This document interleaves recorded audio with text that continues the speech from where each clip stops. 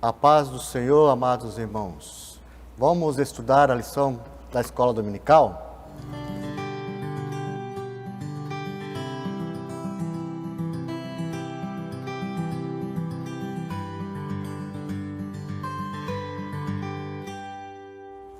Pois, amados irmãos, estamos no trimestre maravilhoso, onde nós estamos aprendendo sobre a igreja eleita, redimida pelo sangue de Cristo e selada com o Espírito Santo da promessa. Essa é a lição que nós estamos estudando nesse segundo trimestre, onde nós estamos aprendendo uma maravilhosa lição para nós que servimos a Deus e estamos nesta caminhada. É uma lição praticamente muito espiritual para nossas vidas, mesmo que é das cartas de Éfeso, mas é atualizada hoje para nós que servimos a Cristo. Nós temos hoje a lição de número 6, que temos o tema, as condições dos gentios sem Deus. Temos o textuário. Se você não tem a lição, não adquiriu a sua lição, mas você pode estar acompanhando conosco através da Bíblia Sagrada. O textuário que está na carta de Éfesos, capítulo 2, e o versículo 11, diz assim: Portanto, lembrai-vos de que vós, noutro tempo, ereis gentios na carne e chamados incircuncisão, pelos que na carne se chamam circuncisão, feita pelas mãos dos homens. Efésios capítulo 2, versículo 11. A verdade prática, nós temos outrora sem Deus. Por meio de Cristo, os gentios tornaram-se descendência de Abraão e herdeiros das promessas. E a leitura bíblica em classe, ela se encontra no livro, nas cartas de Efésios e também no livro de Romanos. Vamos estar lendo Efésios, capítulo 2, do versículo 11 e o 12. E depois nós vamos ler Romanos, capítulo 4, versículo 12 ao 14. Efésios 2 e 11. Portanto, lembrai-vos de que vós, no outro tempo, ereis gentios na carne, chamados incircuncisão, pelos que na carne se chama circuncisão feita pelas mãos dos homens, que naquele tempo estáveis sem Cristo, separados da comunidade de Israel e estranho aos concertos das promessas, não tendo esperança e sem Deus no mundo. Romanos capítulo 4, versículo 12, diz assim: E fosse pai da circuncisão, daqueles que não somente são da circuncisão, mas que também andam nas pisadas daquela fé que teve o nosso pai Abraão, que tiveram na incircuncisão. Porque a promessa da que havia ser herdeiro no mundo não foi feita pela lei de Abraão, ou a sua posteridade, mas pela justiça da fé. Pois se que os são da lei são herdeiros, logo a fé é vã e a promessa é aniquilada. Amém, irmãos? Está aí uma leitura maravilhosa. E para lecionar essa lição, nesta hora, nosso professor, pastor Edson Cido. Paz do Senhor, pastor. Pai do Senhor, irmão Silvio, Pai do Senhor aos queridos amigos que nos assistem pelo Facebook, a nossa gratidão a Deus e pelo privilégio de mais uma vez podermos estar ministrando essa aula pela orientação do Espírito Santo. Tenho certeza que nós teremos muitas coisas interessantes a abordar nesta maravilhosa lição. Eu vou estar lendo aqui, interagindo com o professor. Esse interagindo com o professor tem mais nas lições do professor, dos alunos que não tem na verdade. Os gentios não tinham parte com a promessa de Abraão e por isso não eram herdeiros das promessas. Nesse sentido, a epístola aos Efésios mostra a condição da posição gentílica, incircuncisos, sem Cristo, separado de Israel e longe da promessa, sem esperança e sem Deus no mundo. Nesta lição, temos a oportunidade de constatar a real situação do ser humano sem Deus e o quanto ele carece da graça e da misericórdia divina. Pastor Edson, é triste um homem sem Deus. Essa lição ela tem por premissa abordar essa questão, né, da gentilidade, né, do ser humano. E eu quero aqui, antes de entrarmos propriamente no tema, fazer referência aqui mais uma vez ao textuário que está registrado na Epístola aos Efésios, capítulo 2 e versículo 11, que diz: portanto, lembrai-vos de que vós, noutro tempo, um tempo passado, né, uma circunstância anterior, é o que Paulo se refere aqui, éreis gentios na carne e chamados incircuncisão pelos que na carne se chamam circuncisão feita pela mão dos homens. Então, a princípio, essa epístola, ela tem esse endereçamento para os crentes da cidade de Éfeso, e Paulo vai entrar numa abordagem aqui, mostrando que existe, né, historicamente, uma distinção entre povos, né? E essa abordagem é precisa nesse aspecto, quando Paulo relata essa questão. Ele já está mergulhado em diversos assuntos, né? Ele já está na profundidade de um tema, trazendo iluminação da palavra de Deus a respeito de algumas questões teológicas que precisavam estar clarificadas para os crentes de Éfeso. E nessa abordagem, Paulo ele vai mostrar um dos grandes problemas, presbítero irmão Silvio, que existia na igreja do primeiro século, que era uma falta de compreensão a respeito de uma prática judaica, uma prática da lei judaica, que os judeus que ingressavam no evangelho, eles persistiam em estar realizando e querendo que todos aqueles que adentravam no evangelho também ingressassem nessa prática, que era uma prescrição da lei. Então a gente lembra que a gente já mencionou em outras aulas que essa carta aos Efésios é uma carta que, na nossa compreensão, no meu entendimento particularmente, é uma carta circular, que ela não foi especificamente escrita para os crentes da igreja de Éfeso, né? Porque o tratado dela, a temática dela, ela é muito abrangente para ficar restrita a apenas uma igreja. Eu entendo que o conteúdo dessa carta ela foi estendida a todas as igrejas da Ásia Menor, né? Então, e o foco aqui está no tratamento entre os judeus e os gentios que compunham ali a igreja de Éfeso e toda aquela região. E no decorrer da lição nós vamos estar fazendo essa abordagem, tentando aqui trazer uma explicação plausível a respeito dessa distinção entre os judeus e os gentios. Também quero trazer aqui uma rápida reflexão sobre a verdade prática, né? Onde diz outrora sem Deus, que ele parafraseia, né?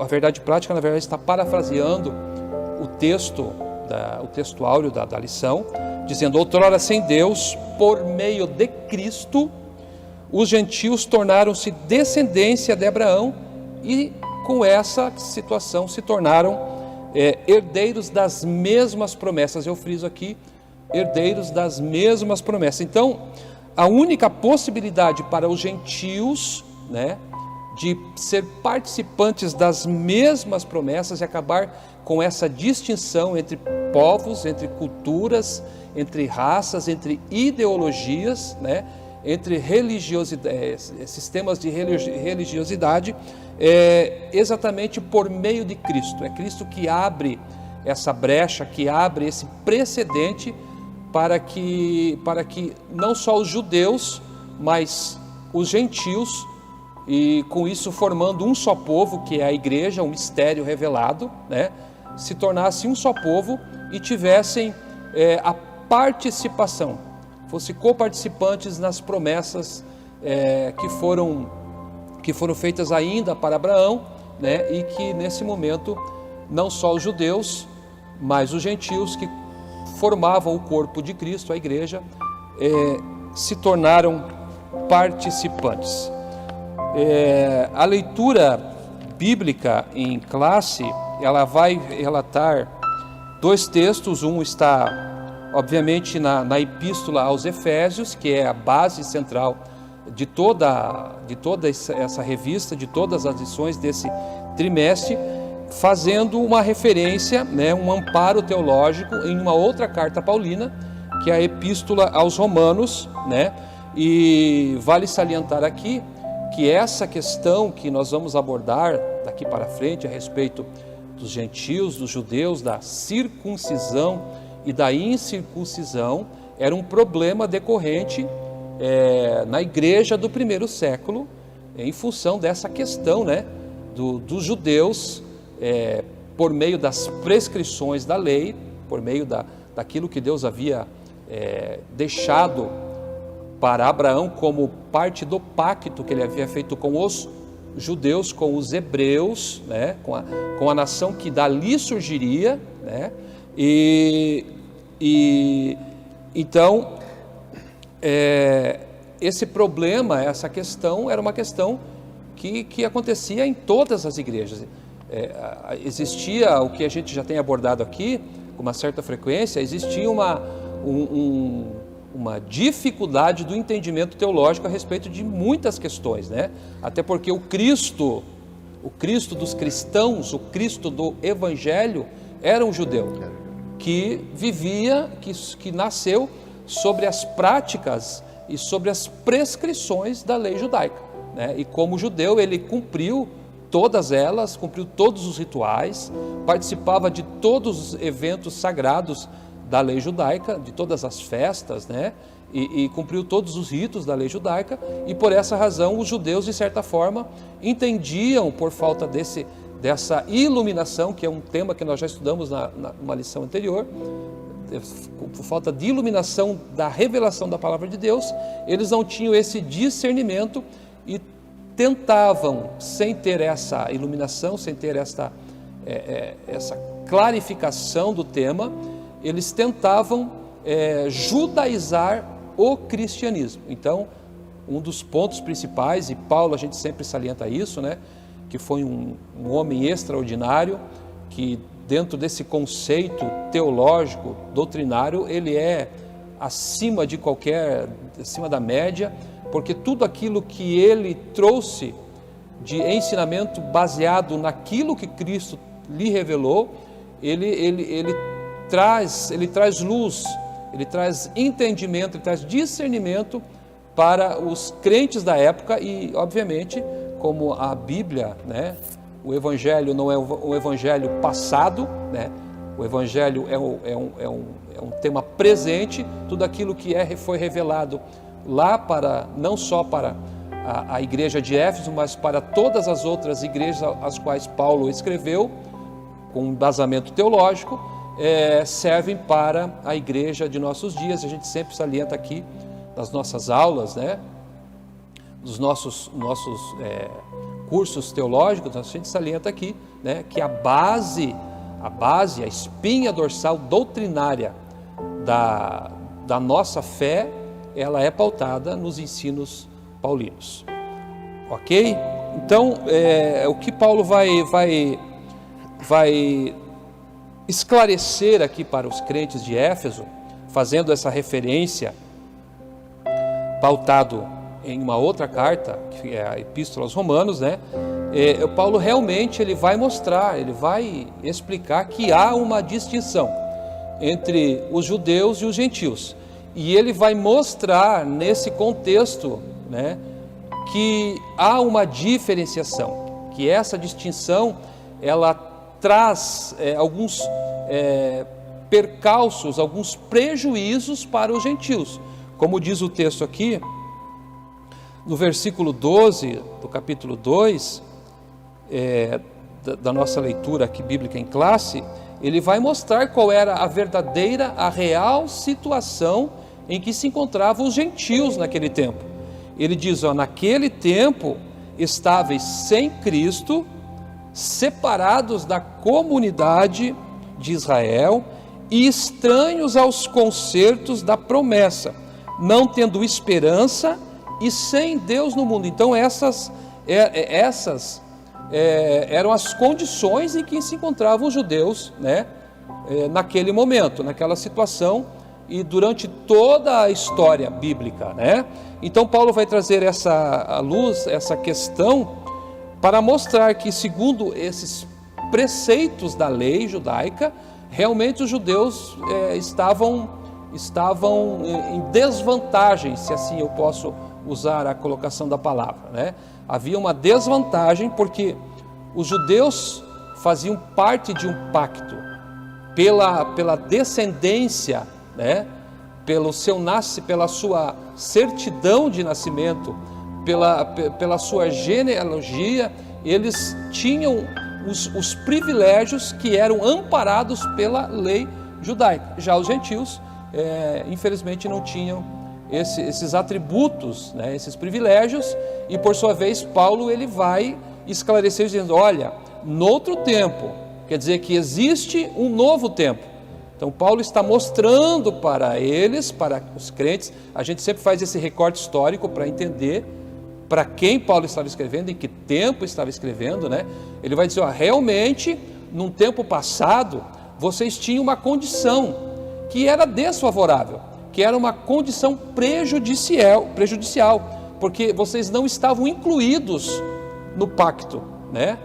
Mas é como se aqui fazendo uma conjectura para que quem sabe os irmãos, o povo daquela cidade, aqueles que vinham ingressando no Evangelho, porque a gente entende que o que aconteceu em Éfeso foi algo extraordinário, não foi à toa que Paulo ficou ali 3 anos pregando, né, morando ali, fundou aquela igreja e se manteve ali por 3 anos. Acredito que o trabalho, aquilo que Paulo fez ali foi extraordinário. A gente, olhando para o contexto histórico, aquilo que está retratado no livro de Atos dos Apóstolos, né, a respeito do que aconteceu ali, que Paulo vinha desbancando todo o misticismo que havia naquele lugar, envolvidos ao culto da deusa Diana e todas as práticas místicas, feitiçaria, bruxaria, tudo que havia envolto a religiões obscuras, a seitas hereges, obscurantismo, tudo aquilo Paulo foi desmistificando, foi quebrando aquele sistema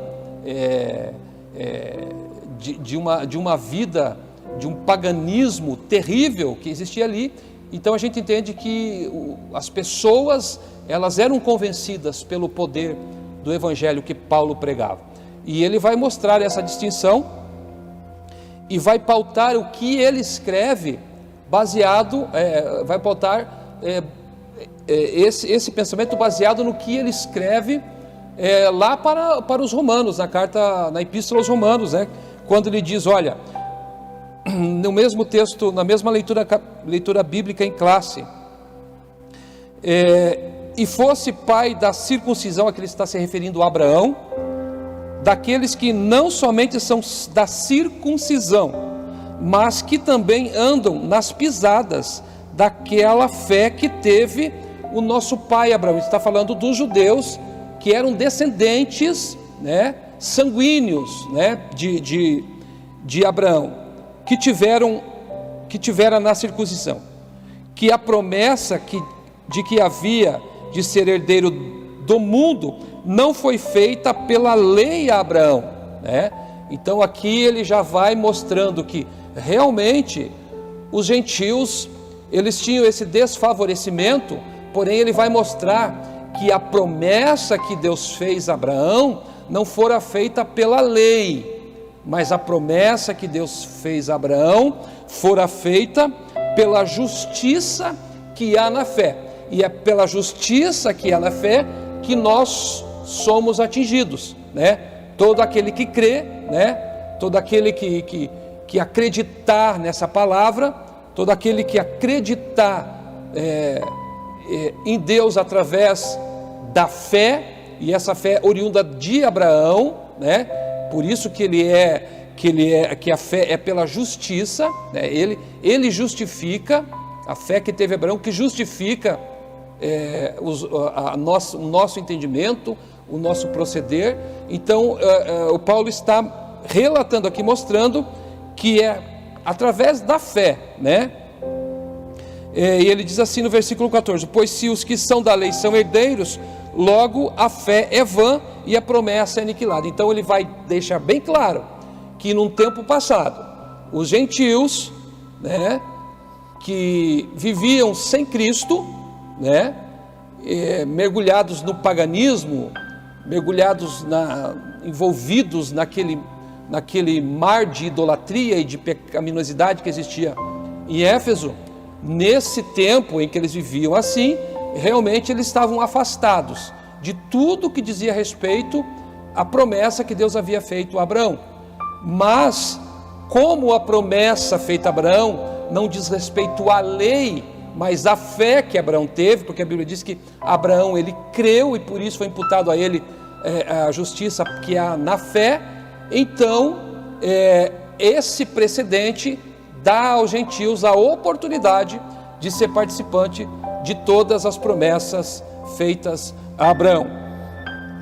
E daí no versículo 11, retrocedendo aqui, para fechar essa parte conclusiva, Paulo vai dizer assim no versículo 11: portanto lembrai-vos de que vós, noutro tempo, eres gentios na carne, chamados incircuncisão, pelos que na carne se chamam circuncisão feito pela mão dos homens. Então aqui ele está dizendo, olha, em outro tempo, os judeus que são circuncidados, né, na visão deles, vocês não são participantes da promessa, porque vocês são incircuncisos, vocês não foram circuncidados, né? Então essa questão que diferencia judeus e gentios, na concepção judaica, tinha como distinção a questão da circuncisão. Ok, então eu quero aqui, irmãos, antes de a gente entrar propriamente dito na lição, nós precisamos, a gente já falou que, introduziu aqui essa questão, e a gente falou bastante dessa questão do judeu e do gentio. Então o judeu a gente sabe, né, que é um povo, que foi um povo que Deus escolheu, que Deus selecionou, que Deus elegeu. E eu sempre costumo dizer, irmão Silvio, que Deus ele não escolheu os judeus como um povo que já existia, né? Deus elegeu os judeus, né? Ele formou essa nação, né? Foi por causa da promessa que ele fez a Abraão, quando ele chamou Abraão, que Abraão era judeu, né? É isso, né? Não, Abraão era um caldeu. Caldeu, né? Era um caldeu. Daí da promessa de Abraão, que Deus formou um povo. Que formou o povo. Isso. É que eu acho que é Gênesis capítulo 12, não fala a memória, né? Foi a chamada de Abraão em Gênesis 12. Isso. Exatamente isso. Então, Deus não escolheu um povo que já existia, ele formou. Existia um amontoado de pessoas, né? Quando ele tira o povo do Egito, dando-lhe promessas de dar a eles uma terra, era ali um amontoado de pessoas que viviam debaixo de um jugo pesado, né? Que era o jugo egípcio, né? Eles viviam sobre a tutela, sobre a prescrição egípcia, né? E Deus escolhe esse povo porque ele já havia feito promessa a Abraão, que é o pai dessa gente que estava ali no cativeiro egípcio.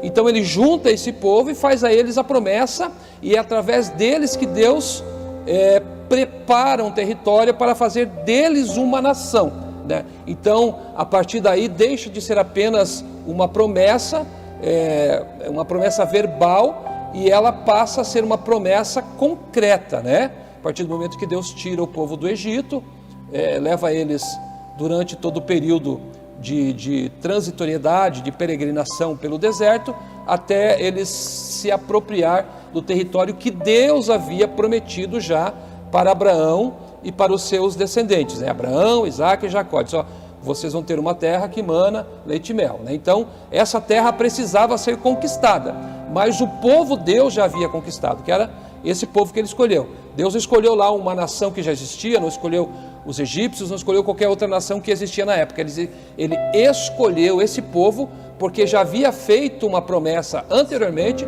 para da onde se originou esse povo, que foi através de Abraão, que era, como o irmão Silvio frisou aqui, um caldeu, né, que Deus escolheu esse homem lá, de uma nação pagã, gentia também, né? Ele escolheu esse homem e ele aceitou o chamamento de Deus, deixou de lado toda a sua conduta contrária que ele tinha, e a questão do Antigo Testamento até determinado ponto, até a entrada no cativeiro babilônico, o grande problema de Israel, ainda não como uma nação que tinha um território, mas como um povo, né, como esse amontoado de gente, sempre foi a idolatria, sempre está se curvando para outros deuses, e Deus selecionou eles para que eles fossem um povo que tivesse um único e exclusivo Deus, o Deus verdadeiro, ao qual havia elegido eles, né? Então, se você olha para esse contexto histórico geográfico, né, todos aqueles povos daquela região eram povos politeístas, que adoravam a vários deuses. A única nação que tinha essa regra propriamente apregoada por Deus era a nação de Israel, e o principal desejo de Deus é que eles servissem unicamente ao Deus daquela nação, sem se voltar para outros deuses. Mas esse problema de adoração a outros deuses foi uma coisa que se tornou recorrente para o povo de Israel, até que eles fossem capturados pelos babilônios, né, e ficassem ali durante o período de 70 anos, e ali eles aprenderam que realmente eles deveriam adorar unicamente ao Deus verdadeiro, o Deus de Israel. Então a gente abre espaço aqui, irmãos, para nós entendermos, na verdade, o que significa, ou qual é o significado de ser gentil, e não é gentil com L no final, né? É um gentio, né? Que tem uma diferenciação. Então a palavra gentil vem do hebraico goim, que é uma palavra que está no plural, porque ela se refere a nações, não é uma nação, são nações. Então, basicamente, para ser bem claro e sem precisar estar dando muitos argumentos a respeito disso, porque isso se simplifica exatamente nessa questão, o que é ser um gentil? Ser um gentil é não ser um judeu. Então, para os judeus, todos os outros povos eram gentios. Então, por isso que eram as nações. Então, os judeus, eles olhavam para os outros povos e diziam, esses povos, todas essas gentes, né, e essa a origem da palavra gentil, gentes, né, que vem de gens, né? Então, todos esses outros povos são gentios porque não são judeus. Então, basicamente, irmãos que nos assistem neste momento, ser gentil era não ser judeu, e isso é a premissa, né? Então, qual é a nossa situação hoje, sem contar aqui no aspecto da igreja? Quem são os gentios? Gentios são todos os outros povos. Quem não é judeu é gentil. Nós éramos gentios, né? Nós éramos na questão de que, a partir do momento que nós aceitamos a Jesus e compomos a igreja, porque assim, para Deus, Deus olha 3 povos na terra, né? Ele olha para gentios, para os judeus e para a igreja. Então, na perspectiva divina, são 3 povos existentes: judeus, gentios e a igreja. Então, nós, nesse momento, somos a igreja, né? E o que é a igreja? A igreja é a unificação, não só de gentios, mas de judeus também, porque todo judeu que aceita a Jesus, ele vai compor a igreja. Então ele pode ser um judeu cristão, um judeu messiânico, né?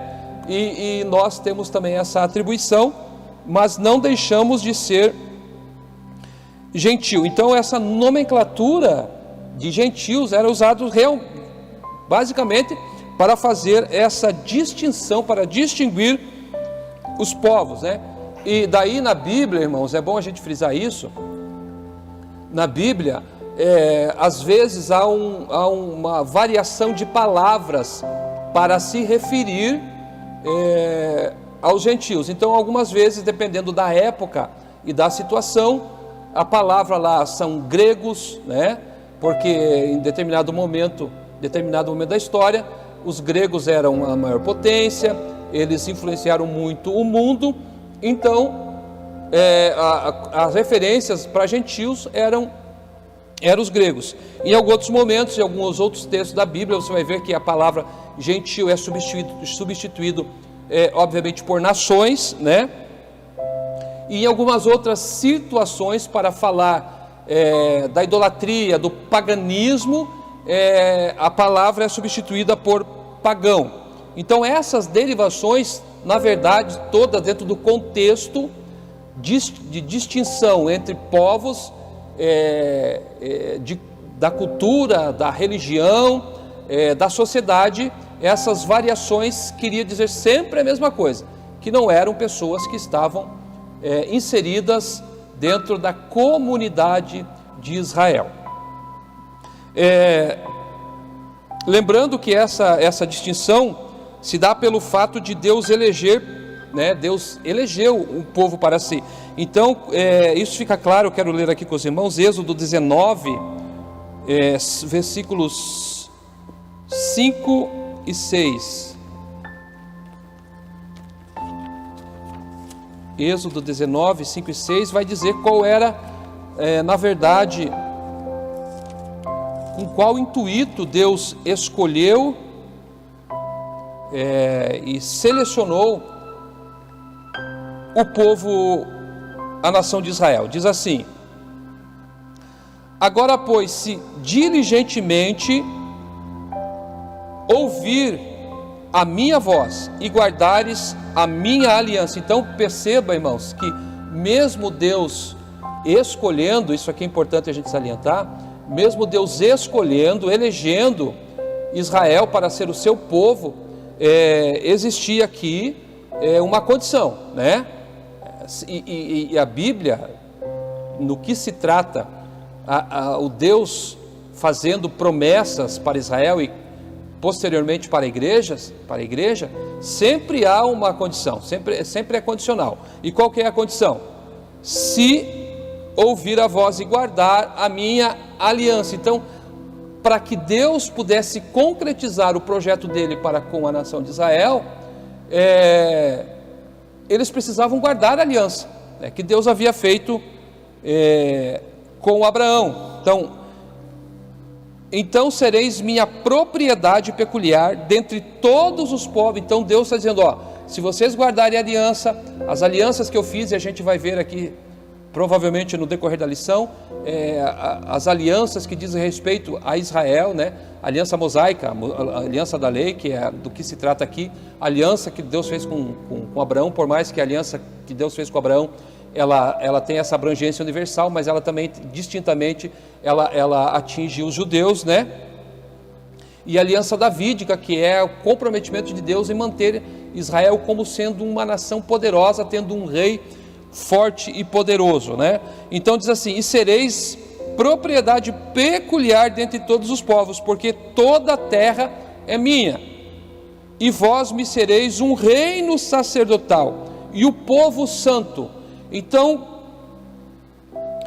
se os judeus, os israelitas, eles se mantivessem obedientes à voz de Deus, cumprindo os pactos, obedecendo à voz de Deus, Deus iria manter a aliança que havia feito com eles, e faria deles uma nação separada, peculiar, e essa nação é realmente, Israel é tudo isso, né? Dentre todos os povos, né? E vós sereis um reino sacerdotal e povo santo, porque quando Deus ele elegeu Israel, ele elegeu com o intuito de fazer deles um sacerdócio real. Então a missão de Israel, se eles não tivessem derrapado, né, na caminhada, eles tinham esse privilégio, né, de se tornar o reino sacerdotal. Através deles, todos os povos, o desejo de Deus é que através de Israel, todos os povos da terra fossem alcançados pelo poder de Deus. Mas infelizmente eles acabaram, infelizmente entre aspas, né, porque foi o derrapar de Israel que abriu. Claro que tudo isso a gente não vai abrir o leque aqui porque a gente acaba aprofundando demais, mas tudo isso fazia parte já do plano de Deus. Então, irmãos, basicamente a questão dessa distinção entre judeus e gentios é essa. Os gentios são todos os povos distintos da nação de Israel, e isso depois eles foram acrescentando algumas questões, principalmente fazendo essa distinção, ficou bem clara quando eles acabam usando a questão da circuncisão, não só para distinguir, mas também para inferiorizar os outros povos, né? Porque a Bíblia vai mostrar lá no pacto que Deus fez com Abraão, que o sinal do pacto era a circuncisão. E é sobre isso que nós vamos adentrar na lição aqui e já vamos falando. Quer acrescentar alguma coisa, irmão? A gente vê assim, né, pastor Edson, que o amor de Deus, né, é maravilhoso quando ele faz a chamada de Abraão, o povo judeu, depois, né, se torna esse povo, e Deus vê agora, e as outras nações, como é que fica, né? Porque Deus é justo, Deus é fiel e justo, Ele vê toda a humanidade, quer dizer, Ele não escolheu só apenas um povo para morar no céu. Então o plano de Deus teria que continuar até a vinda de Cristo, morrer na cruz do Calvário, ressuscitar, dando essa oportunidade para vários povos entrar também no reino do céu. Todos os povos. Quer dizer, Deus, irmãos, não é egoísta. Deus não está pensando só no povo judeu. Deus fez o seu plano trajetando a várias nações deste mundo, que hoje tem quase 8 bilhões de pessoas. Todos têm oportunidade de estar morando no céu. Só crer na palavra de Cristo. Essa questão é importante, porque muitas pessoas até perguntam, mas por que Deus escolheu justamente os judeus? É porque Deus tinha que escolher alguém. Um povo, né? Deus tinha que escolher. E como falei anteriormente, então Deus, ele forjou um povo para ele, dentro das características que ele queria. E ele usou como referência Abraão, que foi um homem, né, que ele tirou do meio de uma família que também tinha que envolviam as questões de idolatria e de paganismo. Ele tirou esse camarada de lá, ele aceitou o chamamento, né? E a nação foi forjada baseado na fé daquele homem, né? Baseado na estrutura daquele homem. Então Deus, ele forjou aquele povo, ele escolheu, né? E ele não pegou uma nação já criada, uma nação constituída com território. Tudo Deus, ele projetou, ele planejou isso para a nação de Israel, né? E evidentemente, né, no projeto de Deus, a salvação, ela não seria exclusiva dos judeus, né? Deus, na sua onipresença, na sua onisciência, ele já sabia o que iria acontecer. Então ele já abriu esse precedente, né? Ele abriu essa lacuna para a inserção de todos os povos, né? Todo aquele que crê, independente se é judeu ou se é gentio.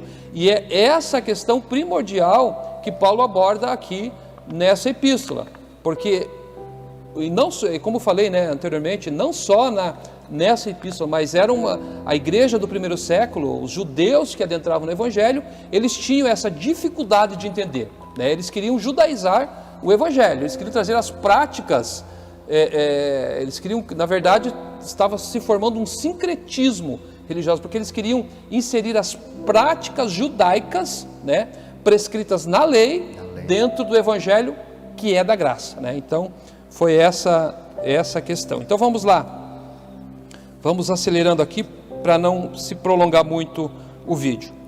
Então, o primeiro ponto aqui, chamados, é a introdução, né, que eu ainda não li. Então, na presente lição veremos que o autor de Efésios lembra aos gentios de que antes da regeneração, antes de uma nova vida com Cristo, antes deles ter aceitado a fé, eles realmente tinham essa condição, né?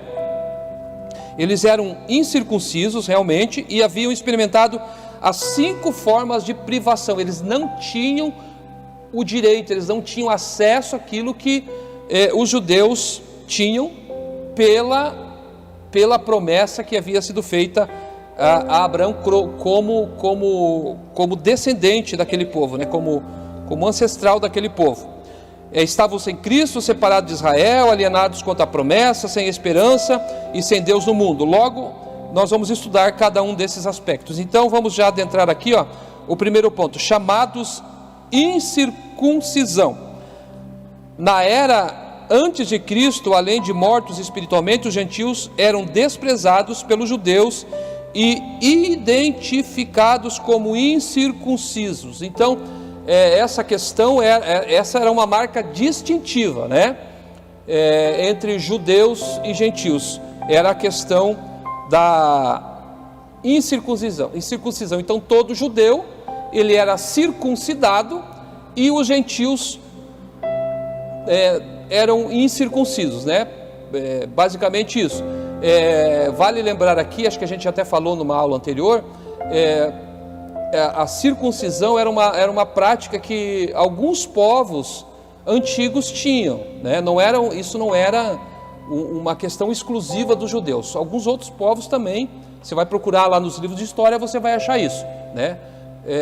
Alguns outros povos também tinham essa prática, mas com os judeus existia um pacto em cima disso. A diferença era essa, existia um pacto, e não era um pacto com uma outra pessoa, era um pacto com Deus, né? Foi Deus que determinou isso para Abraão lá em Gênesis 17, né? Então essa é a questão, né? Essa marca era uma marca exclusiva de Deus para com os judeus. Era a circuncisão que alguns outros povos também realizavam, mas com os judeus era o pacto, fazia parte do pacto que Deus havia feito com eles, né? Posso ler aqui, pastor? Pode ler, irmão, pode. Capítulo 17, né? Versículo 10, diz assim, o Senhor: este é o meu concerto, que guardareis entre mim e vós, e a tua semente depois de ti, que todo macho será circuncidado, e circuncidareis a carne do vosso prepúcio, e isso será por sinal do concerto entre mim e vós. Isso aí, irmão, era um privilégio, né? E eles tinham, os judeus tinham isso como um privilégio. Para eles era uma honra. O problema é que a maneira como eles viam isso, né?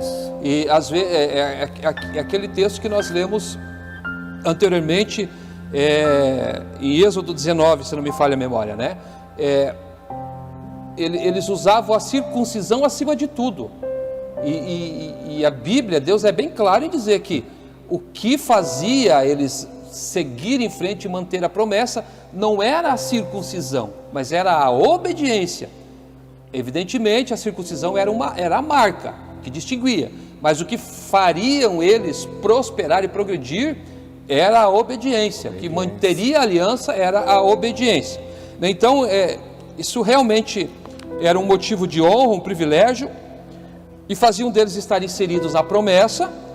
Eles podiam, por estar circuncidados, podiam participar dos ritos, lembrando que para participar da festa da Páscoa especificamente, o judeu precisava ser circuncidado. A gente lembra aqui do texto de Josué, né, quando ele vai adentrar a terra prometida, ele já tinha adentrado a terra prometida, e antes de começar a batalha, antes de celebrar a Páscoa, ele pega toda aquela geração que havia nascido no deserto, aí em Gilgal, se não me falha a memória, que me veio à mente aqui agora, aquele povo que tinha nascido no deserto e que ainda não haviam celebrado a Páscoa e não havia sido circuncidados. Então eles estavam pendentes com relação ao pacto que Deus havia feito com eles. Então, antes de eles continuar a trajetória na conquista da terra, antes de invadir Jericó, né,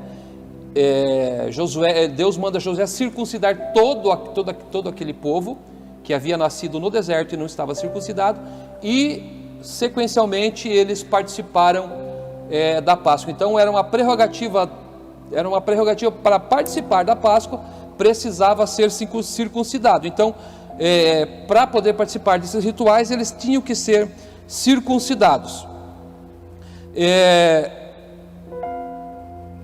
Então a circuncisão era essa distinção, que era um motivo realmente de honra, né? Então eles tinham esses privilégios.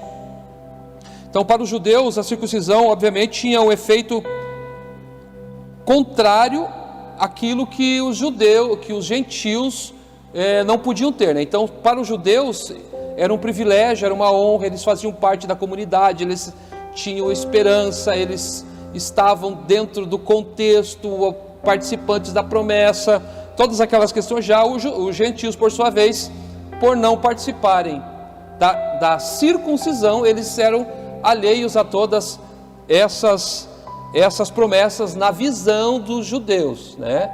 Então eles então realmente vocês não podem participar disso, porque vocês são gentios, e são gentios, não são circuncidados, então vocês não participam das promessas, né? Então essa era a questão. Então vamos aqui ao primeiro subtópico, ao conceito da circuncisão. Então o irmão Silvio, o presbítero irmão Silvio, já leu ali, né? Então o jovem judeu, a criança, né? A criança. O menino nascia, né? E depois de 8 dias ele já era circuncidado, né? Então o que é a circuncisão? Então a circuncisão é a remoção cirúrgica do prepúcio do órgão sexual masculino. Então basicamente a circuncisão é isso, era a remoção daquela pele excedente do prepúcio, né? Da glande, do órgão sexual masculino. E isso, irmãos, eu até falei isso numa aula que nós estivemos ali com os jovens do Mirim, né? A gente até falou isso, que a questão que a circuncisão em si não está intrínseca no Pentateuco, né? Mas o que os judeus fizeram? O que os líderes religiosos judeus fizeram? Eles fatiaram a lei, né? E bem fatiadinho, diga-se de passagem, porque eles transformaram a lei, os 10 mandamentos, em 613 prescrições, né? Então, de 10 mandamentos, eles transformaram esses 10 mandamentos em 613 regras, né? E dessas 613 regras, 365 eram regras proibitivas, né? Era Deus proibindo, na concepção deles era Deus proibindo eles, não faça isso, não faça isso, não faça. Então eram proibições, né? E 248 eram positivas, eram leis que tinham benefícios, eram regras que tinham benefícios, né? Que eles tinham que cumprir para ser beneficiado. E dentre essas 248 estavam a circuncisão. Então a circuncisão, ela está prescrita nesses 613, essas 613 regras que foram fatiadas, né? Que foram esmiuçadas da lei mosaica. Então a circuncisão fazia parte desses 248 pontos positivos, pois traziam benefícios, né? O colocava no padrão da aliança, conforme o texto que o irmão Silvio acabou de ler, né?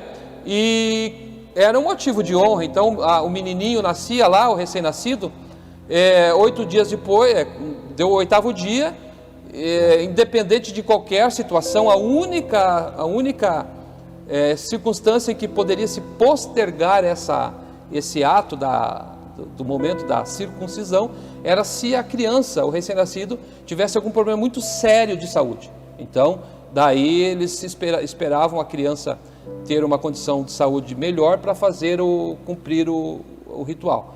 Mas fora isso, nada impedia. Deu o 8º dia, a criança era circuncidada, era arrancada, né, removido esse excesso da pele do prepúcio, né, e esse era o sinal do pacto que eles tinham baseado no pai deles, né, de Moisés, de Abraão, né, que era o ancestral desse fazia a diferença dos gentios, né? Faziam a distinção, né? Então eu estava até pesquisando e teve essa tradição da circuncisão era algo se tornou uma tradição tão forte, né? Que eu estava vendo uma pesquisa de 2010, 97% dos judeus que foram entrevistados perguntando a respeito da circuncisão, eles dizem que são circuncidados e isso em 2010, né? E eles iriam fazer isso nos seus descendentes. Então, para 97% dos judeus, eles cumprem esse rito, porque para eles é algo marcante por ser uma prescrição positiva da lei. Para eles trazem o benefício, porque alguns até diziam que se o menino não fosse circuncidado, mais para frente, ele sendo judeu não sendo circuncidado, haveria uma diferenciação e o próprio menino judeu seria, haveria ali uma certa discriminação a essa criança, porque a lei, ela diz, né, no texto que você leu sequencialmente, vai dizer que o judeu que não fosse circuncidado, ele era removido, né? Ele era extirpado do povo. Não é que ele seria morto, executado, ele seria excluído da comunidade. Então, para eles é uma questão de honra, né? Eles participar desse ritual. Bem justo assim, eu lembro daquela passagem, pastor, do Moisés, né? Quando Moisés, a mãe dele, a Joquebede, né? Lançou ele no cesto, que foi parar no rio, porque na época eles estavam matando os meninos, né? E a princesa, acho que foi a princesa, não lembro o nome agora, me fugiu, e ela olhou aquele menino, tirou o menino do cesto, logo de cara que ela já viu que era um hebreu, por causa dessa marca. Por causa da marca. Da marca da tinha feito a circuncisão. Isso porque já Moisés já estava lá adiantado, já tá, não era o 8º dia, não, acho que Moisés já tinha o quê? Ele já, não lembro mais. Não lembro, mas já tinha alguns meses, tempo, né? Já tinha alguns meses ali. Então, realmente era a distinção, né? O subtópico 2, significado religioso da circuncisão. Então, seu significado religioso apontava para a santificação, era a separação, né? A distinção trazia essa questão de ele ser separado, de ele ser distinto dos outros povos, né? E diz assim: como a corrupção e as práticas idólatras estavam fortemente relacionadas com a sexualidade depravada, a circuncisão simbolizava a aliança de purificação requerida ao povo escolhido. Então eles tinham essa marca para manter-se separados, santificados, né? E fazia parte, né? Se tornou uma tradição religiosa e que passou a prevalecer. Então todo judeu ele recebia essa marca, até porque existem historiadores que entendem que existia muita imoralidade sexual na época, muitos cultos, muitos deuses que eram adorados através de práticas sexuais, através de orgias. Isso acontecia também lá depois aqui no contexto de Éfeso também, né? Porque uma das características da Diana é que ela era a deusa da fertilidade, né? Então, tanto que alguns historiadores dizem que a sociedade de Éfeso era uma sociedade matriarcal, porque existiam muitas mães solteiras, porque elas participavam de práticas, de orgias no templo da deusa Diana, e muitas dessas mulheres engravidavam, obviamente sem saber quem era o pai, né? Então, por sua vez, essas crianças nasciam, eram criadas pelas mães. Então Paulo, uma das questões que Paulo aborda aqui na Epístola aos Efésios, é essa questão de mostrar Deus como pai, né? Para mostrar que a sociedade judaica cristã, que é o que nos rege hoje também, é uma sociedade patriarcal, né? Onde o pai é o cabeça. Então esse ritual da circuncisão, ela ligava o menino à sua fé através da marca que carregava em seu corpo, né? Isso apontava para a santificação. Só que, apesar de ser uma marca, irmão Silvio, uma marca externa, uma marca no corpo, na pele, era num lugar íntimo, né? Numa região íntima. Então, o que nos remete a entender isso? Que, apesar de ser uma marca no corpo, era num lugar íntimo, né? Então, isso mostrava que havia esse grau de que Deus queria a intimidade com o homem, né? Por isso ela era uma marca que, por mais que fosse na carne, na pele, estava numa região onde fazia parte da intimidade do homem, né?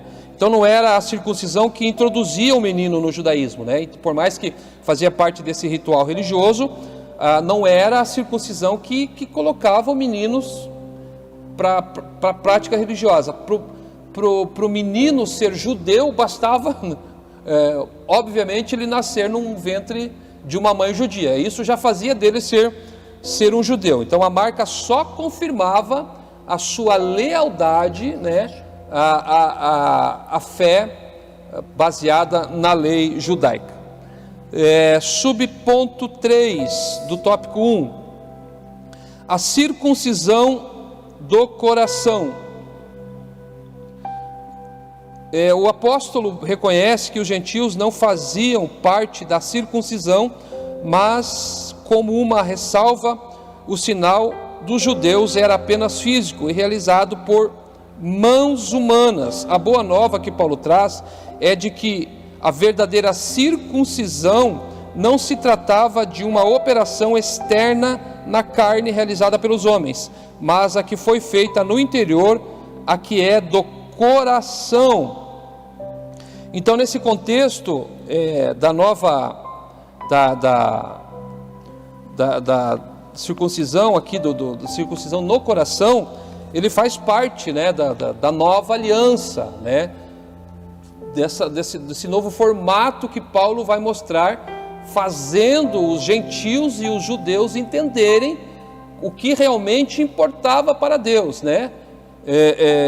Mostrando que o que contava para Deus não era a circuncisão, não era a remoção da pele do prepúcio, mas era a remoção do que excedia no coração, das coisas que tiravam o homem da promessa de Deus. Então esse procedimento cirúrgico ele mudou, ele se tornou espiritual, né?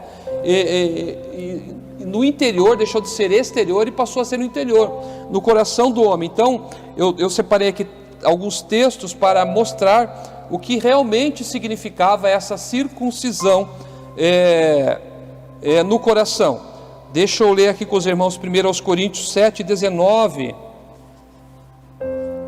Diz assim o texto: a circuncisão é nada e a incircuncisão nada é, mas sim a observância dos mandamentos de Deus. Não é os mandamentos da lei mosaica, é os mandamentos de Deus, né?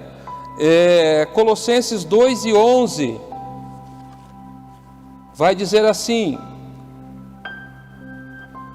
no qual também estáis circuncidados com a circuncisão não feita por mãos do despojo do corpo dos pecados da carne, mas pela circuncisão de Cristo. Gálatas 5:6. Eu deixei já meio separadinho aqui para dar uma facilitada. Versículos 5 e 6 diz: porque em Jesus Cristo nem a circuncisão nem a incircuncisão tem valor algum, mas sim a fé que opera pelo amor. Então, aqui Paulo já vai desmistificar essa situação e vai mostrar que o que prevalece não é essa marca no corpo do homem, né, que os judeus carregavam. O que prevalecia era aquilo que tinha no coração do homem, era o que ele havia removido dentro do seu coração. Porque os textos que eu li ficaram bem claros aqui, que Paulo deixa claro para eles, não importa se é circunciso ou se é incircunciso, o que importa é ter fé, o que importa é obedecer os mandamentos de Deus, o que importa é você ter removido do seu coração essas sobras, esses excessos, né? Então é o que fica bem claro aqui nesse segundo tópico. Pastor, pode falar, irmão. Parece que o apóstolo Paulo, ele tem uma visão extraordinária da parte de Deus, é iluminado por Deus, porque lá em Deuteronômio capítulo 30, pastor, versículo 6, diz assim: e o Senhor teu Deus circuncidará o teu coração e o coração de tua semente, para amares ao Senhor teu Deus com todo o coração e com toda a tua alma, para que vivas. Olha que o apóstolo Paulo, para que ele tenha aquela visão de Deus, para que ele tenha aquele iluminado, que lá no Antigo Testamento o próprio Deus já falava isso. Paulo era um doutor da lei, né? Então aquilo que esse foi muito importante você ter falado, aquilo que ele teve por iluminação, né? A gente estudou isso na aula anterior, né? Estou frisando de novo aqui, Paulo ele só estava corroborando o que realmente Deus havia deixado explícito na lei. E a gente já falou aqui algumas vezes, né? Mostrando que o que Deus queria, na verdade, era a obediência. Não adiantava o camarada. Vai ter um outro texto que nós vamos ler aqui para frente, isso fica muito claro. Não adiantava a pessoa ter a marca, a circuncisão exterior marcada no seu órgão sexual, e a pessoa não ter um coração puro, não ser obediente a Deus, não ser obediente às promessas de Deus. Então Paulo, que era um doutor na lei, era um conhecedor exímio de toda a lei judaica, ele sabia muito bem do que ele está falando. Então é aquilo que a gente sempre fala na teologia, né, irmão Silvio? Quando a gente fala alguma coisa, a gente não fala vagamente ou lança palavras ao vento. A gente pauta o que nós estamos falando com bases bíblicas, e a gente aprende na teologia que para nós termos uma colcha doutrinária basilar, a gente precisa ter pelo menos 3 textos, né? Para a gente fundamentar uma base doutrinária. Então Paulo ele faz isso com muita facilidade. O que Paulo não entendia até então, e que nós já tratamos isso em aulas anteriores, era o que não estava revelado explicitamente no Antigo Testamento, baseado na lei, que era o mistério, que era a igreja, que a gente já falou aqui, né? Que os apóstolos, os profetas falaram do Messias, falaram que viria, que ele surgiria, mas a igreja, o formato da igreja, eu não falo da igreja espaço físico e nem institucional, a gente fala do corpo místico de Cristo, né? Essa é a revelação que não aparecia no Antigo Testamento. Os profetas não tinham essa revelação. Eles sabiam que viria o Messias, que viria o Redentor, que resgataria a humanidade, que mudaria a história do mundo, mas ele não sabia no que seria pautado, como ele iria formar esse povo. Então isso eles não sabiam. Então essa é a iluminação que eles precisavam ter e que Paulo teve quando ele escreve, né?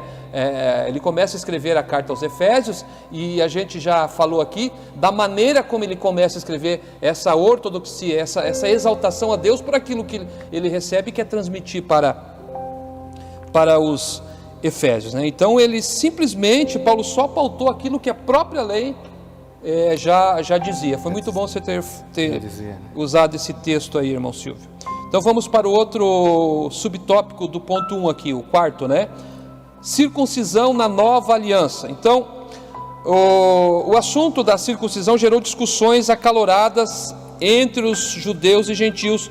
Então, é aquilo que a gente já estava falando aqui. Então, esse problema era um problema recorrente nas igrejas, né? Vale a gente lembrar aqui o texto de Atos dos Apóstolos, deixa eu ver onde que está, Atos 15, 1 e 2, deixa eu ver se é esse o texto que eu separei, se eu não me confundi aqui, mas eu acho que não. 15, 1 e 2, está na lição.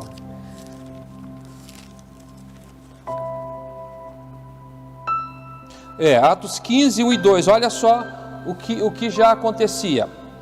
Então alguns que tinham descido da Judéia ensinavam assim os irmãos, 2 pontos, se não vos circuncidardes, conforme o uso de Moisés, não podeis salvar-vos. Olha só, a heresia que eles estavam cometendo pela ignorância, né? Se a gente não pode também dizer que, se a gente afirmar que é uma heresia, se a pessoa fala na ignorância por não ter o conhecimento, talvez faltava a iluminação, né? É isso que Paulo tentou fazer. Então, alguns judeus, eles diziam, né, que era um pré-requisito da salvação ser circuncidado. Então, quem não fosse circuncidado, não adiantava aceitar Jesus.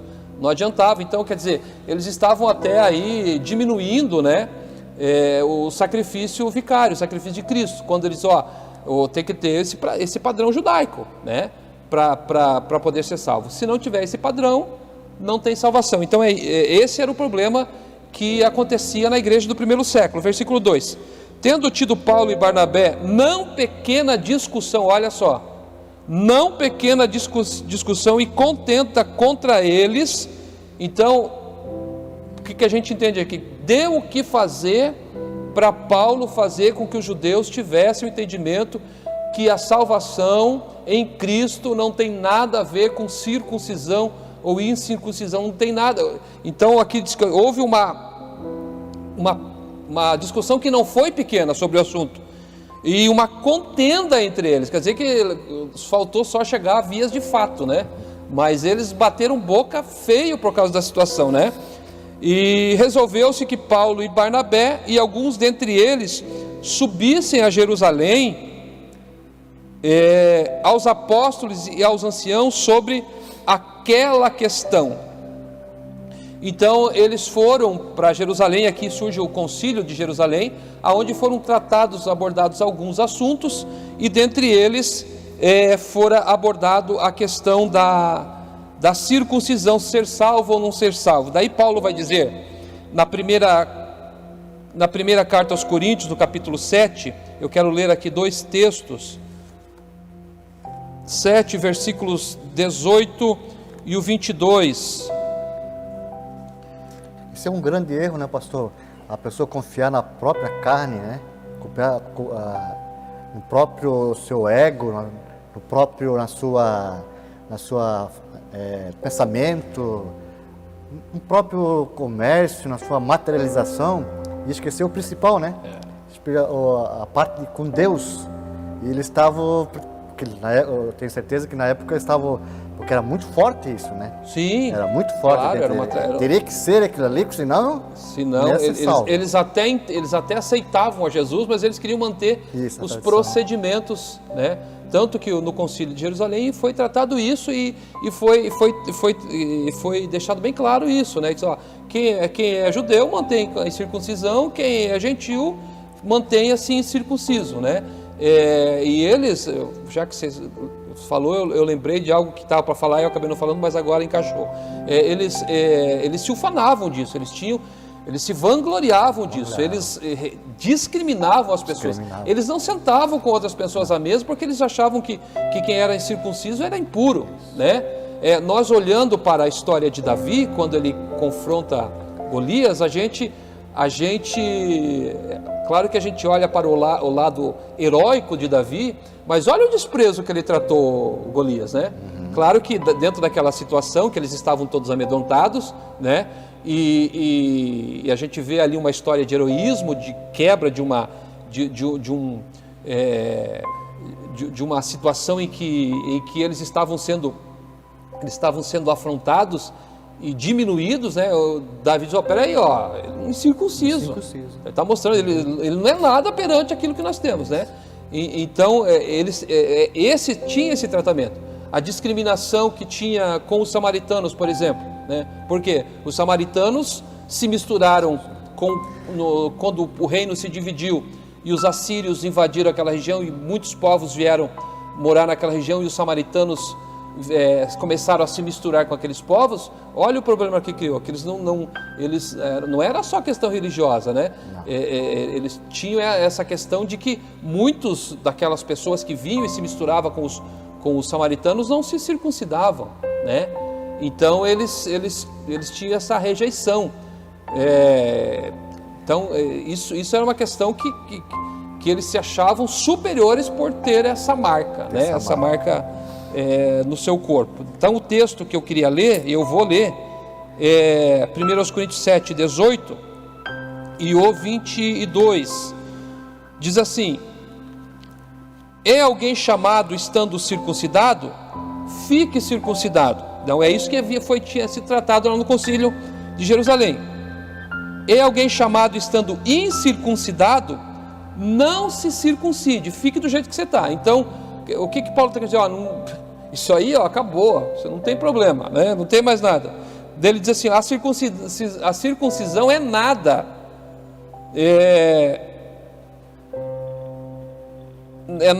A circuncisão nada é, mas sim a observância dos mandamentos de Deus. E o 22: porque o que é chamado pelo Senhor, sendo servo, é liberto do Senhor. E da mesma maneira também o que é chamado sendo livre, servo é de Cristo. Então, o que Paulo ele deixa claro aqui é que essas questões, a partir do momento, né? Por isso que ele diz quando ele começa o texto: em outro tempo éreis, agora não é mais. Vocês eram incircuncisos, vocês eram discriminados, vocês eram taxados como pessoas inferiores. Agora não é mais. Em Cristo, nova criatura, é nova criatura. Não existe mais nenhuma distinção. É como se ele dissesse assim, isso é uma conjectura minha: ó, judeus, se vocês acham que ser circuncidado é algo bom, continua fazendo o que está fazendo, né? Continue mantendo as vossas tradições, né? Mas isso aí não é parâmetro para uma nova vida em Cristo, porque vocês têm que estar circuncidados em Cristo. Ele é um texto que nós vamos ler à frente, né? Então os judeus eles não entendiam, eles não conseguiam entender essa situação, né? Eles achavam que isso era uma coisa que não tinha entendimento para eles, até porque eles viam em Cristo as características de um judeu, né? Como a gente já falou no começo, que cumpriu os ritos da lei, que também foi circuncidado, né? Quem está falando para eles, quem está escrevendo para eles, é um judeu que foi circuncidado ao 8º dia. O próprio Paulo diz isso na carta aos Efésios, que ele era um hebreu de hebreus, que foi circuncidado no 8º dia, que segundo a lei ele era irrepreensível. Então, e é Paulo, esse camarada que foi circuncidado, diz: isso aí agora, com esse Cristo que nós encontramos, né, esse Salvador maravilhoso, esse homem extraordinário, com ele não precisa mais nada disso. Essas marcas não têm mais sentido nenhum na vida do homem. Vamos lá, porque tem muita coisa e o tempo urge. O subtópico 2: estranhos ao concerto da promessa. Agora vai ser um pouquinho mais rápido, porque ele vai aqui, nós vamos destacar cada um desses pontos que Paulo salienta no versículo 12, né?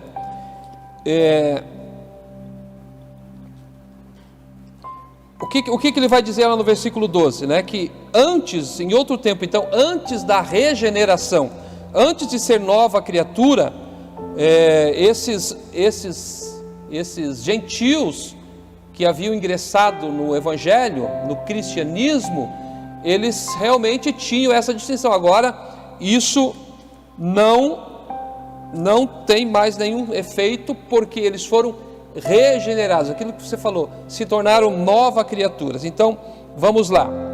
Uma vida sem Cristo. O subtópico 1 do ponto 2. Ao descrever a história passada dos gentios, o apóstolo traz à memória que naquele tempo, isto é, antes da regeneração, eles viviam imersos no paganismo e, portanto, sem Cristo. Isso indica que a religiosidade dos gentios era incapaz de inseri-los na promessa messiânica de salvação. Então, lembrando aqui sempre o contexto histórico, né? Então, isso precisava ficar bem claro ali naquela região, porque a cidade de Éfeso era uma cidade extremamente pagã, era uma cidade que havia uma nuvem de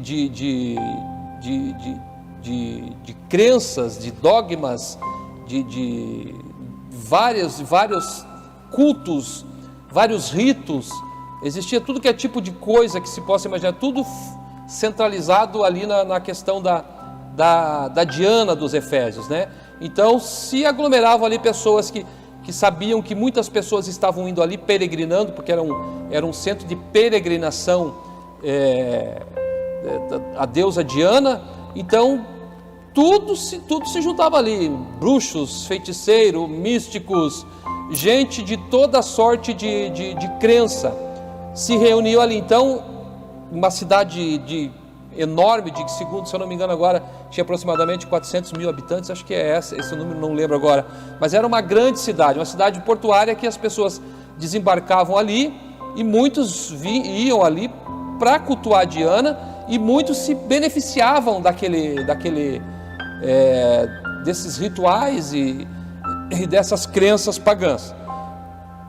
E o que Paulo tenta fazer é quebrar esses dogmas, essas crenças que estavam envolvendo os cristãos, né? Porque eles viviam naquele mundo ali, né? Uma igreja no meio do lamaçal de pecado, né? Uma igreja que surgia. Então eles precisavam estar embasados, convictos na fé em Jesus. E essas questões que surgiam na igreja, né? É como se Paulo dissesse: isso aí, vocês têm que se preocupar com outras coisas. Vocês têm que tirar o foco desse negócio de ser circuncidado ou não ser circuncidado, e vocês têm que focar nesse ambiente que vocês vivem, nessa cidade que vocês estão, né? Para vocês, o que tem que distinguir vocês não é uma marca no corpo, é a marca do sangue de Cristo. Então vocês têm que fazer a diferença nessa cidade. Vocês têm que quebrar esse paganismo que existe aí, né? Na verdade, Deus queria mesmo que eles fossem transformados mesmo, né?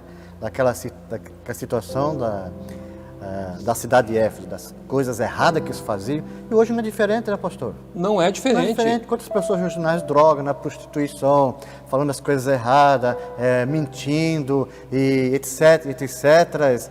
E Cristo veio para essas pessoas. Cristo veio para transformar essas vidas. O que fazia antes, hoje não faz mais. Hoje você é uma nova pessoa, uma nova criatura. Aonde? Em Cristo. Em Cristo. Em Cristo Jesus.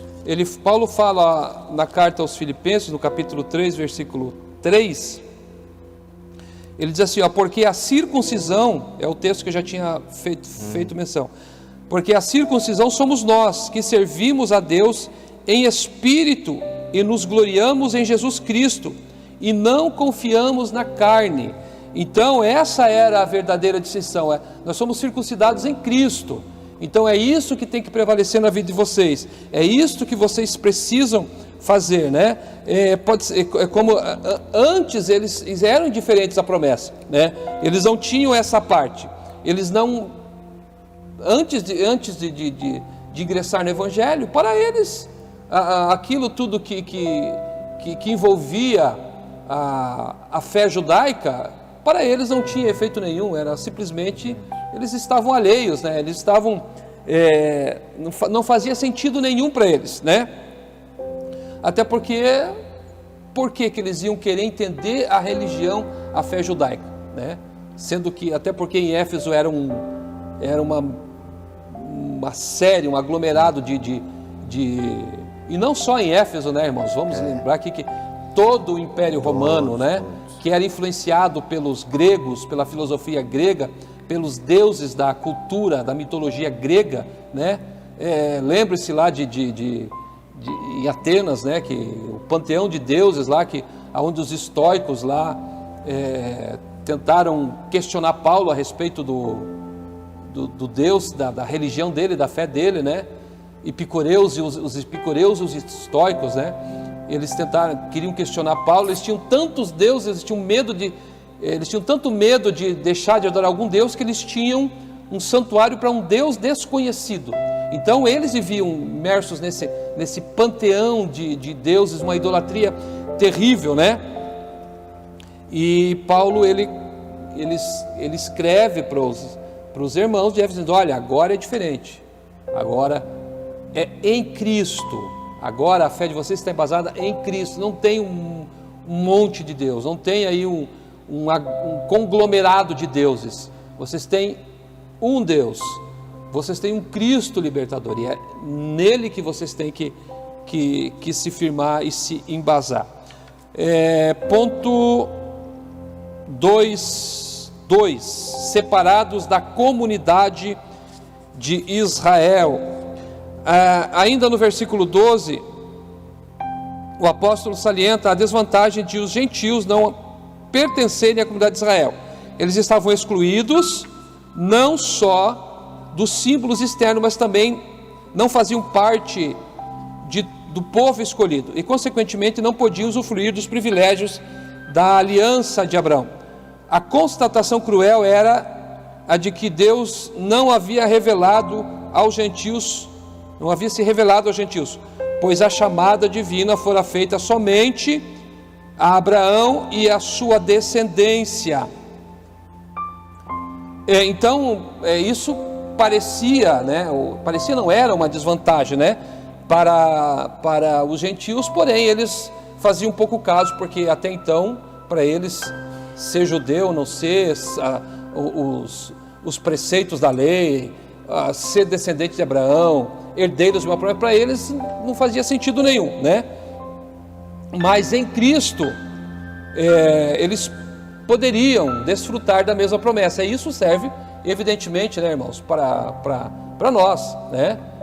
Que também em outros tempos éramos gentios sem ter nenhuma dessas qualificações, mas a partir do momento que nós aceitamos a Cristo, entendemos o processo, entendemos o propósito de Cristo, Ele se revelou para nós e nos fez participantes de todas as suas promessas, como diz Gálatas, né? No capítulo 3, versículos 26 ao 29, diz assim: porque todos sois filhos de Deus pela fé em Cristo Jesus, porque todos quantos fostes batizados em Cristo já vos revestistes de Cristo. Nisto não há judeu e nem grego. Aqui é o grego, né, aquela questão que eu falei, não há judeu e nem gentil, né? A palavra se aplica aqui para ser gentil também. Não há servo nem livre, não há macho nem fêmea, porque todos vós sois um em Cristo, e se sois de Cristo, então sois descendência de Abraão e herdeiros conforme a promessa. Algumas traduções dizem, e herdeiros da mesma promessa. Então olha que maravilha, né? Então de repente os judeus se achavam, né, superiores por fazerem parte da aliança, do pacto com Abraão, e daí vem Jesus, morre na cruz, redime os nossos pecados, abre a porta da graça e nos coloca na mesma condição, né? Nos coloca na mesma condição, nos dando o privilégio das mesmas promessas. Tudo aquilo que Deus, em sua infinita misericórdia, reservou, preparou, prometeu para os judeus, pertencem para mim também. Porque é por isso que Paulo diz, as mesmas bênçãos lá de Abraão, as Isaac, mesmas Jacó, bênçãos, as mesmas. É para nós também, irmãos. É por isso que ele diz em Romanos, no capítulo 4, versículo 16, deixa eu achar aqui, ele diz assim, ó: portanto, é pela fé, não é circuncisão, não é incircuncisão, é pela fé, para que seja segundo a graça. Irmão, a palavra graça, ela tem uma abrangência extraordinária, né? A graça significa que não tem barreira que possa impedir o que Deus quer realizar na nossa vida através de Jesus Cristo, a fim de que a promessa seja firme a toda a posteridade, Vamos lá, vamos à sequência para nós terminar aqui.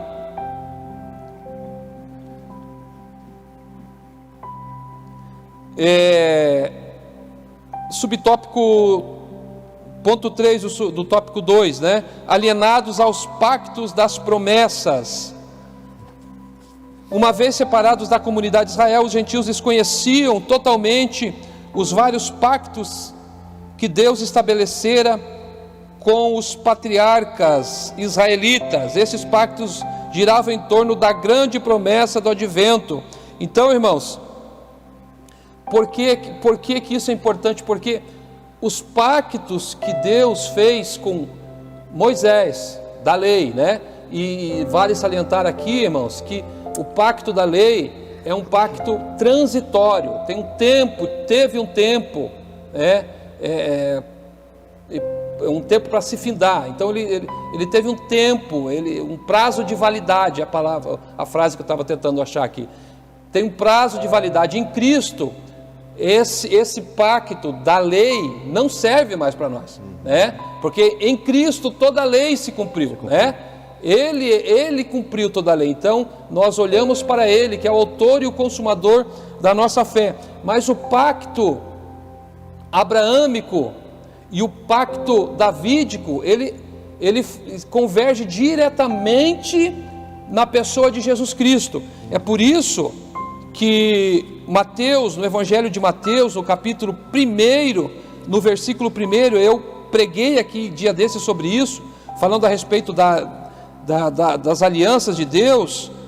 Eu preguei numa terça-feira dessa e eu usei exatamente esse versículo de introdução ao Evangelho de Mateus, que diz assim: livro da geração de Jesus Cristo, filho de Davi, filho de Abraão. Então, irmãos, os pactos que Deus fez com Abraão, né, e com de Abraão e com Davi, eles vão convergir em Cristo, porque Cristo é descendente de Abraão, é descendente de Davi.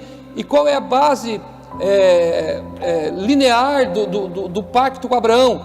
Eu vou estabelecer sobre você, eu vou estender as minhas bênçãos, né? Uma bênção de propriedade, de possessão, né? E com Abraão e com Davi a promessa de domínio, de reino, de governo. Então isso convergiu em Cristo. E Cristo, irmão, é o cabeça da igreja. Então, o cabeça da igreja, ao qual nós somos o corpo, nós temos por cabeça ninguém mais, ninguém menos que o Todo-Poderoso, né? Aleluia. Aquele que tem domínio, aquele que tem poder, aquele que tem a capacidade de governar, de dominar tudo e a todos. Então ele é o cabeça da igreja. Então olha, eu até frisei isso nessa mensagem que eu preguei a respeito desse texto, olha a força e a autoridade que tem a igreja. Mas eu não quero falar sobre isso, porque na próxima aula vai falar exatamente sobre a igreja, né? E finalizando aqui, no ponto 3, sem esperança e sem Deus, subtópico 1, nós já vamos terminar, é aqui na outra página. Desprovidos de esperança. Então, irmãos, eles não tinham esperança, né? Como diz o texto aqui. A palavra esperança traz a ideia de confiança, e nas Escrituras o seu principal uso está ligado à confiança nas promessas divinas. Só que os gentios em outros tempos, eles não tinham essa confiança, porque eles não acreditavam em Cristo, né? E a gente sabe, isso é uma premissa, isso é básico, né? A gente só conhece alguém, ou melhor, o desconhecimento sobre alguém impede que você coloque esperança nela. Então, se eles não conheciam Cristo, evidentemente eles não iam ter confiança, né? Isso é algo óbvio, né? Por isso que Paulo vai dizer na carta aos Romanos, capítulo 10, como vão crer se não confiam, né? E como pregarão Como serão enviados se não há quem pregue, né? Então eles tinham uma vida sem Cristo, evidentemente eles não tinham esperança em Cristo. Podemos afirmar que os gentios eram desprovidos dessa esperança por causa da parte da filosofia grega, que descartava a possibilidade de uma vida além túmulo. Então, irmãos, isso aqui é um outro ponto muito importante, porque naquela sociedade, principalmente de Éfeso, que estava sobre esse domínio, sobre essa influência filosófica grega, e não era só em Éfeso, mas como foco aqui é a carta de Éfeso, a gente fala de Éfeso, mas era todo o Império Romano, né? Eles eram influenciados pela filosofia grega, né? E isso, a filosofia grega, ela não só influenciou o mundo antigo, mas ela tem influência até hoje.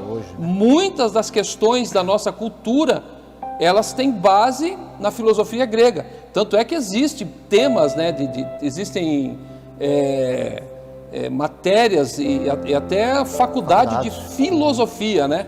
Então, para você ver como a cultura grega, ela tinha essa prerrogativa de influenciar as pessoas, e tem até hoje, né? E o que basicamente ensinava o Evangelho? O Evangelho, a base do Evangelho, né, no primeiro século, era pregar sobre a ressurreição. Então a base do Evangelho era a ressurreição, porque tudo se originou a partir do momento em que Cristo morre e ressuscita. E para a filosofia grega, irmãos, a questão da morte era algo que eles trabalhavam, a questão da morte, não dando valor à morte. Eles priorizavam a vida. Eles não faziam questionamento sobre a morte. Quando eles questionavam a morte, eles priorizavam a sua existência. O Epícoro, que é um filósofo grego do primeiro século, ele diz assim, a morte não é nada para nós, pois quando existimos, não existe a morte. E quando a morte existe, nós não existimos mais. Então eles não conseguiam entender, eles não conseguiam sequer entrar em questão de uma vida após morte. Que religião é essa? Que fé é essa? Que surge a partir de alguém que morreu e ressuscitou, né? E o Evangelho basicamente isso, né? Só pode ter vida se você morre, né? Você precisa morrer para o mundo para ressuscitar em Cristo. Então para eles isso era algo descomunal, né? E é isso que, voltando aqui a respeito do que Paulo vai pregar lá no Areópago, para epicureus lá e para os estoicos, ele vai falar, o questionamento deles para Paulo era esse: que religião é essa? Que fé é essa? Que negócio é esse de dizer que a partir do momento que alguém morre e ele vai ressuscitar, que a pessoa vai viver? Que eles não conseguiam, a filosofia, o pensamento grego não era cabível para eles, esse entendimento. É por isso que Paulo ele vai adentrar no seu discurso e dizer, peraí, vocês adoram até o que vocês não conhecem. Então esse Deus desconhecido que vocês adoram, a base do que ele ensina é esse: para viver é preciso morrer, só vive quem morre para o mundo. Então a base da pregação de Paulo foi essa, e esse era o grande desafio para os crentes daquele tempo, falar sobre o Cristo que ressuscitou, porque era a base do Evangelho, a base da fé cristã era essa. E finalizando, sem Deus no mundo. O fato deles não ter Deus, irmão, no mundo significa que eles não tinham fé, né? Pelo contrário, eles tinham tanta fé que eles tinham vários deuses, né? Eles tinham um panteão de deuses, então eles adoravam a tudo, para não correr o risco de ficar nenhum Deus ali perdido sem ser adorado. Então eles criam, eles tinham fé, eles só tinham uma fé fora da direção correta, né? E essa foi a intenção de Paulo, fazer com que eles tivessem um ajustamento naquilo que eles criam, né? Por isso Paulo mostra para eles, ensina a eles, como falei no começo, ele ficou ali 3 anos pregando para aquele povo, e depois, quando ele deixou aquela obra, ele mandou para lá alguém da sua extrema confiança, que foi o Timóteo, né? E lembrando também que João, o evangelista João, foi pastor de Éfeso. Então aquele ponto, irmão, aquela igreja era uma igreja, por mais que, como Paulo diz no início dessa carta, dizendo que eles estavam fortalecidos em Cristo, né?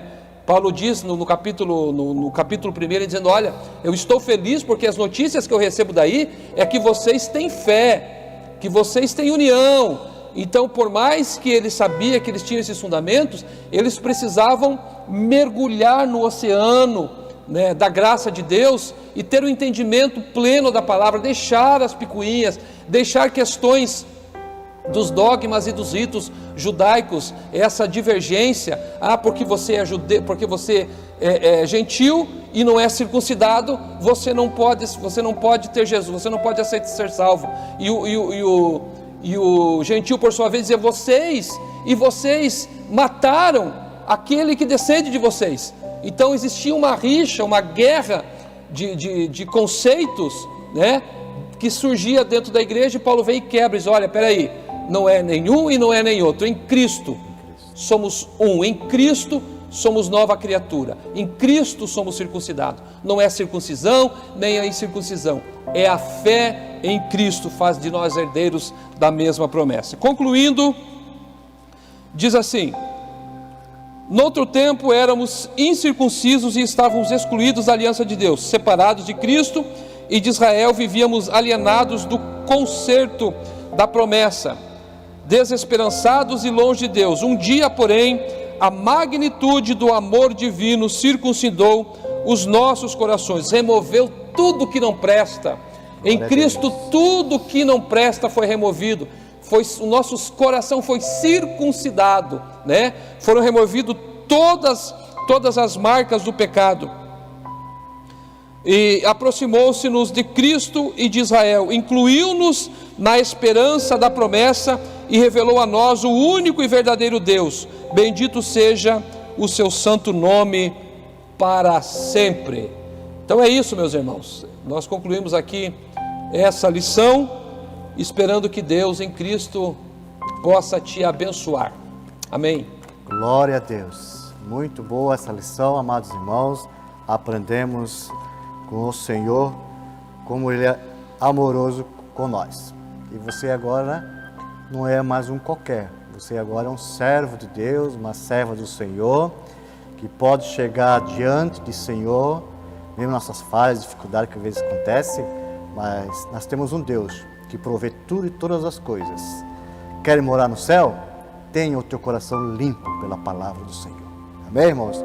Pastor Edson, Deus abençoe. Amém, muito obrigado por mais essa oportunidade que o Senhor nos concedeu.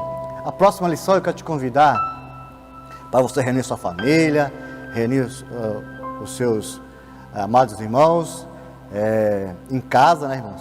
Hoje, com essa pandemia toda que nós estamos vivendo aí, esse isolamento, reunir a família, eu digo só os de casa, né? Eu digo os de casa, não a família toda, mas hoje a internet está aí, Facebook está aí, então todo mundo você pode estar passando seus comentários lá para as pessoas, assista lá a Escola Bíblica Dominical, porque a Escola Bíblica Dominical, irmãos, é a lição maravilhosa da parte de Deus para o cristão, é a família cristã na casa do Senhor. Próxima lição: Cristo é a nossa reconciliação com Deus. Maravilhosa aula, não perca. Se Deus quiser, semana que vem nós estaremos aqui. Vamos orar? Quero pedir ao pastor Edson, que faça essa oração. Vamos orar então, agradecendo a Deus e pedindo que Ele nos cubra com as suas ricas bênçãos. Querido Deus, a nossa gratidão ao Teu nome, pelo rico privilégio de estarmos na Tua casa, ministrando, Senhor, esta lição. Pedimos que o Senhor alcance cada coração que assistir esse vídeo, que essa pessoa possa tirar proveito de tudo aquilo que fora falado aqui. Nós te agradecemos pela honra, Senhor, pela bondade, pelo esclarecimento da Tua palavra. Pedimos que o Senhor continue abençoando o nosso pastor, todos os obreiros da sua casa, aqueles que estão empenhados em fazer a transmissão, em todos esses cultos, também o superintendente da Escola Dominical, o irmão Silvio, que o Senhor abençoe a sua vida e que o Senhor esteja conosco, nos dando graça e nos dando vitória, que o Senhor nos traga paz e nos abençoe e que nos ilumine, Senhor, para que possamos estar firmes a cada dia nos seus caminhos. Esse é o meu pedido, em o nome de Jesus. Que a graça do nosso Senhor Jesus Cristo, o amor de Deus e a consolação do Espírito Santo seja com todos nós, e todos dizem amém. Amém. Vão em paz, em nome de Jesus. Que Deus abençoe poderosamente.